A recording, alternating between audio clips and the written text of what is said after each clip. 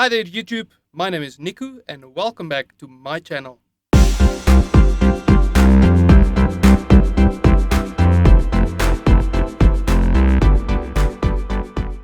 In today's video, we're going to discuss what is MIDI and how do I use MIDI. First off, MIDI is an acronym for Musical Instrument Digital Interface. So interestingly enough, electrical instruments have already been used since 1761. J.B. Delaborde from Paris invented the electric harpsichord in 1761. One of the earliest instruments used for musical notes or musical tones was developed in 1899. This was done by William Duddell. He invented a machine that would change the pulse of an electric arc. Using that change of the pulse, that would generate different musical tones. He controlled it using a keyboard, and when you press different keys on this keyboard, it would generate different pulses and in effect different tones. William Duddell demonstrated this in 1899 in London. Another one of the early instruments was developed in 1906. The instrument was called the Thaddeus Cahill's Telharmonium. This device used electric generator to spin at different speeds that then generated different waveforms. These different waveforms were then transferred over the telephonic network, and phones equipped with horns could then convert these waveforms into sounds. However impractical this was, it did anticipate the future of the different synthesizers and electrical equipment that we have today. The dawn of electric and electronic music actually came in 1906 with the development of the triode vacuum tube. This was developed by Lee De Forest. The triode gave musical instruments the ability to generate repetitive tones or repetitive waveforms, which then could be altered to give different tones. Those repetitive waveforms are actually called oscillators, and we see oscillators in today's musical synthesizers. Okay, so without going into all of the history in the development of these different types of instruments, it is important to note that those were the first types of instruments that we used. After that, we had to start thinking about things like synthesizers. Okay, so the next type of instrument in the history was post-World War II, which was the electric organ. This allowed the musician to play multiple notes like chords, which were not really possible before then. So in the early 1960s, we saw the development of low-cost silicon transistors. This, of course, was much smaller than the previous vacuum tube that we talked about, which enabled the developers of musical instruments to build much smaller type of instruments to do the same type of job.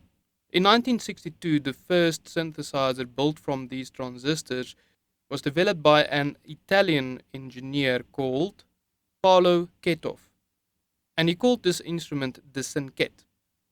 It had 3 closely spaced touch-sensitive keyboards, which could each control one tone at a time. John Eaton was one of the few people that used this device or instrument widely during his compositions. A little bit later, in 1964, 2 Americans, Donald Buchla and Robert Moog, introduced their synthesizers to the American market.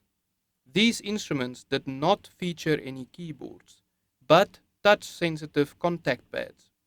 A little bit later, Moog's instruments actually did have normal conventional keyboards. As Moog developed his keyboards even more, smaller versions of these keyboards became available, thus more musicians started using them in the late 60s and early 70s. And most of the synthesizers before 1980 were called analog synthesizers, because it used analog signals, as we stated, with the vacuum tubes generated from generators and things like that, that were amplified and thus creating different tones. After 1980 though, what happened was a number would be generated, and that number will then be converted into different waveforms. This is where the computer was also actually used as a music tool. So as the technology developed, it became cheaper to have these types of instruments, and you saw a lot of these bands using synthesizers. You might be thinking at this stage, Nico, so what does this have to do with MIDI? Well, the fact is that as different synthesizers, electronic music instruments, came on the market, musicians wanted to interface those different instruments with each other by playing the same note but different instruments at the same time. And this is where MIDI came in. MIDI allows the user to play different instruments at the same time by using the MIDI interface. And I'm going to show you a few examples using my own musical instruments that I have in my studio. So the first talk of this interface between various digital musical instruments was mentioned in a paper published by Chet Wood and Dave Smith. This was published in 1981. At the time, it was not called MIDI. It was titled Universal Synthesizer Interface. A single MIDI link interface can carry up to 16 different channels of information. Each of those 16 channels can then be routed to play different instruments or different devices. The MIDI interface will carry messages or instructions to different instruments. Those instructions included things like the note's notation, its pitch, its velocity, its length, its vibrato, its panning to left or right, and the clock signal, which sets the tempo. So the MIDI interface will then convert every single key press on your keyboard or your synthesizer into a digital message. And that includes things like modulation, pitch control, and every other knob that you can turn on your keyboard. MIDI can then be transferred using this type of cable in the beginning, or more recently, we have the USB or FireWire cables that can transfer the MIDI notes from one instrument to a different instrument or even to a computer. The advantage of that is that you can now record those MIDI messages. And with the technology that we have today, you can generate a whole bunch of different instruments using a computer. And that is what I will show you in the next part of this video. Okay, so now we're going to have a look at the MIDI configuration and how we can actually use it in practice. I've got my Novation Launch Key 49 MIDI keyboard, and I've got my iPad ready, and my iPad is going to be running GarageBand software. So we can open up the GarageBand software right now. We're going to open up a new project, create new project over there, and I'm going to start off with the keyboard over here. Give me a smart piano. There we go. Okay. Okay. So we've got a piano. Okay, let's hear what the piano sounds like. Okay, so we can hear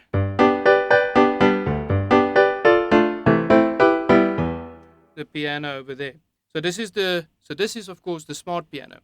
Now, the whole purpose of MIDI is to actually be able to record digital information from a synthesizer and transfer it to something different, as I said before. So I'm going to now connect up my iPad using the cable. And I'll show you the cable over here. Coming from my launch key is a standard USB cable. So I'm going to plug it in to my iPad. So this means now, of course, that my keyboard is now going to send digital MIDI messages through the USB cable to my iPad. My iPad, in the form of GarageBand application, will receive those messages and decode what I want it to play. Now remember that MIDI doesn't actually send through anything else but just the information. So it's not going to play a piano if a piano is not selected.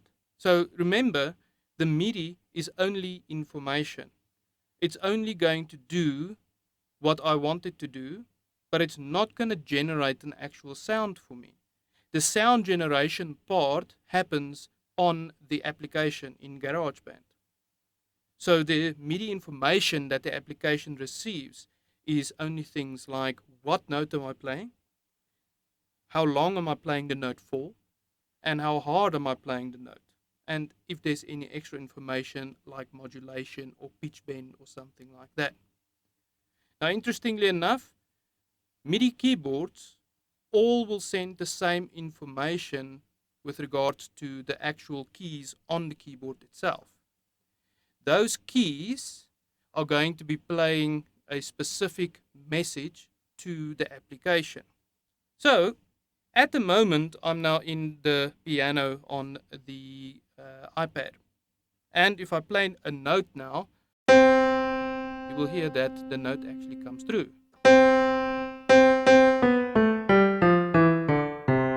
And if you listen to it, I can play it softly. Or if I play it hard, that information comes back through to the iPad. I can play multiple notes at the same time, like a chord.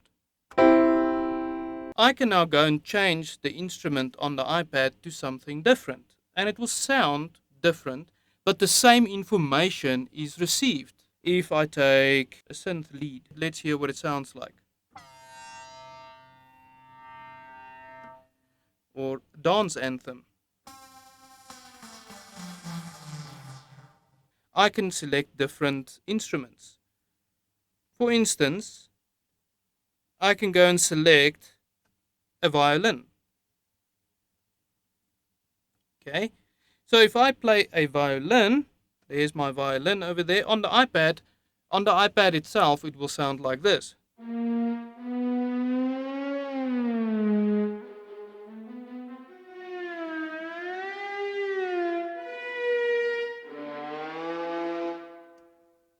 Okay, but I can do the same thing on the keyboard, except for the sliding motion, of course.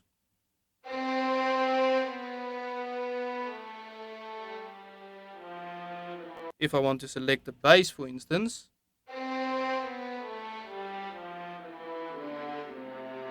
sounds kind of similar, doesn't it? However, this is now where the difference comes in with regards to transposing. Transposing just means I have an octave up or an octave down. And with the handy button on the keyboard over here, I can select the octave down, up to 3 down, or up to 4 up. And this just means that the size of this keyboard, which is a 49 key keyboard, will allow me to play the full range using the transpose function. There's the bass. And if I play the bass and I transpose it a couple of octaves down, I will now have the bass sounds coming through.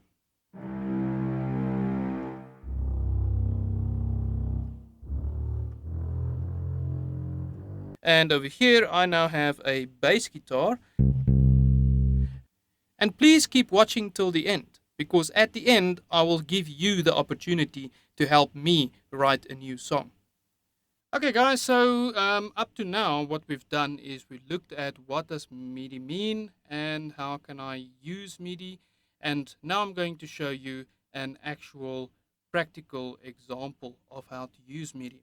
I'm going to create a new song over here. Go into the iPad, new song, go into the beat sequencer. First things first, let's hear what this drum sounds like over there. Yeah, I don't really like this kick drum. Let's change the drum track. I'm going to select a clean track over here. Yeah, that sounds a bit better. Like a nice, hard, deep bass sound.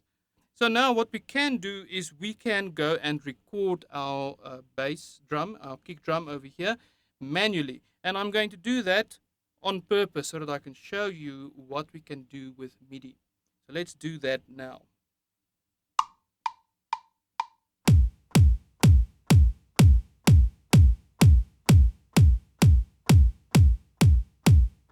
I've got my drum track recorded. Okay, so number one, if you listen closely, you would have heard that I wasn't exactly on the beat. We have a tempo here of 128. Let's keep it at 128. That sounds about right. And I'm now going to look at this track that I've just created. Go into here. There is my drums. And you can actually see each one of the drum presses that I did over there. Now, if I go into this and I evaluate this drum track, I go into it, I can see that there are some major differences here. Let's have a look here at the bottom. Okay, you will see that some of them are shorter, some of them are longer, and they don't really line up with the lines. And that is one of the big issues that we're having. Some of them were too early, as you can see on that one, and some of them were too late. Okay, so now I have to look at what I must do with this drum track to make it sound better. A lot of these beats I can go and manually edit, like this track for instance there. So I can change this kick drum and I can make it something else. I can select it, there we go. And now all of a sudden, this is a snare drum. So those are some of the things that I can do with it, but it's still not on the beat like I want it. So I can now go and take this drum beat and I can move it, there we go, until it is at the line. As you can see over there, it's now on the line. Let's just move it back, there we go. So these are 1 bar and there is 4 beats in this bar. This specific track over there is not on, this one is not on, and that one is not on either. So you can manually go and change each one of those independently if you want to. However, with the software, we usually have much nicer features than that. And one of those features is called quantizing. So I can select the track that I want to quantize. I go into the settings, set the track settings, quantization. I'm going to use straight quantization. Now that just means it's going to snap that specific press of the note or drum to the closest quarter, eighth, 16th, or 32 or 64th of a note. So I'm going to use 8th notes over here, and it will snap it to the closest 8th of a note for me automatically. So once I do this, my beats will now line up much better. So if I go back into my beats and I edit it again and I go and look at it, you will see that now the tracks, you will see that all the notes now line up nicely. But the beat is now going to sound much better. It's going to sound it's going to be on the beat.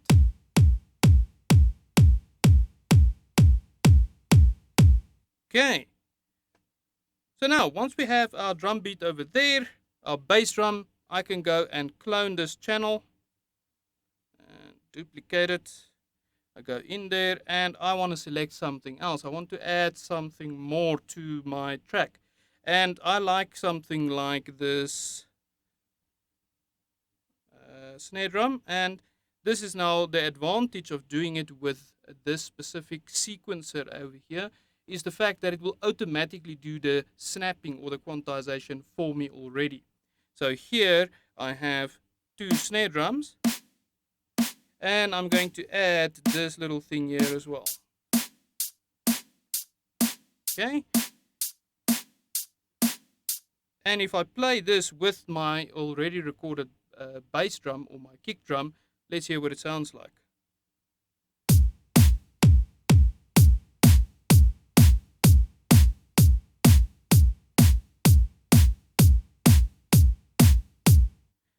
Okay, so that sounds like a nice beat for me at this stage. So what I'm going to do is I'm going to record this and put it in as my second track.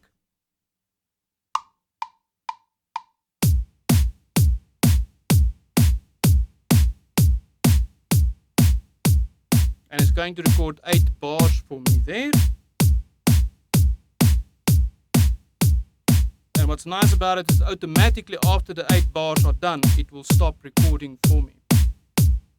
So now I have 2 tracks, one with my kick drum and the next one with my hi-hat and my snare drum on that as well. Okay, so now we've got a beat.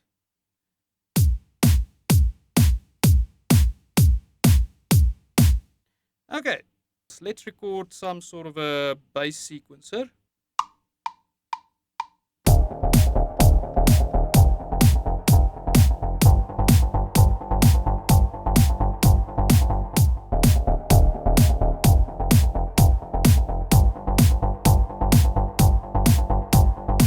So what I've done now is I recorded 4 bars and then I made it 8 bars. So what it does, it will automatically loop the first 4 bars for me. Now my track sounds like this.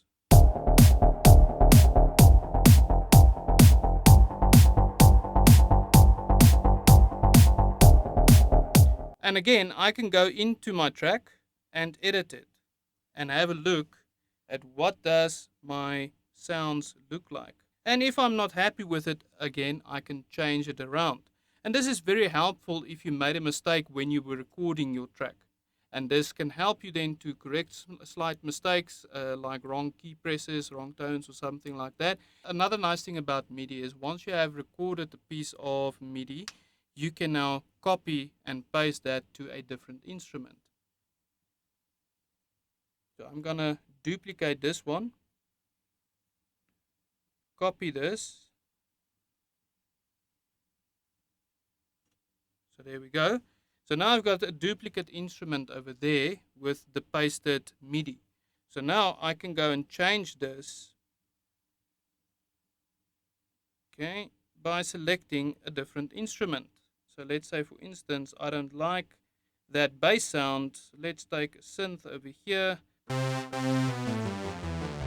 Okay, so let's take the 80s synth. So now, if I go back and I play these now together, let's hear what they sound like. So remember, I've got the bass drum or the kick drum, I've got a snare drum, and I've got the hi-hat running. And then, of course, I also have now my bass line and a second line copied from the bass line, but it is now a 80s synth. So let's hear what it sounds like.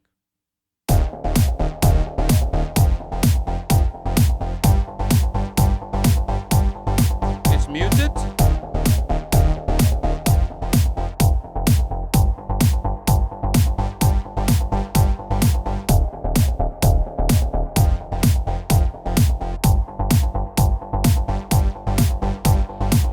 Finally, let's add another synthesizer.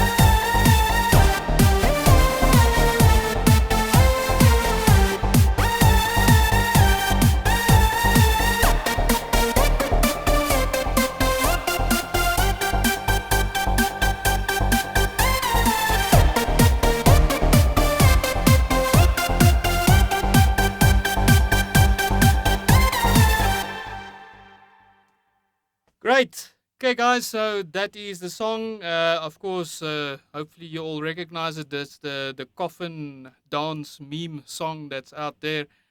If you guys enjoyed this video, please remember to subscribe to my channel and leave a like, and also comment in the section down below. And as promised, I also want you guys to help me write my next song. So I found a website a few days ago where you enter some information based on questions that the website asks you. And based on that information you type in, it will then generate a lyric for you, depending on what type of song you want. For this specific song, I'm going to use a ballad. Please use the comment section and reply to the questions for me, and I will use your answers to generate a new lyric for a new song. And hopefully in the next video, we are going to record that song. I hope you guys enjoyed this video, and until next time, cheers.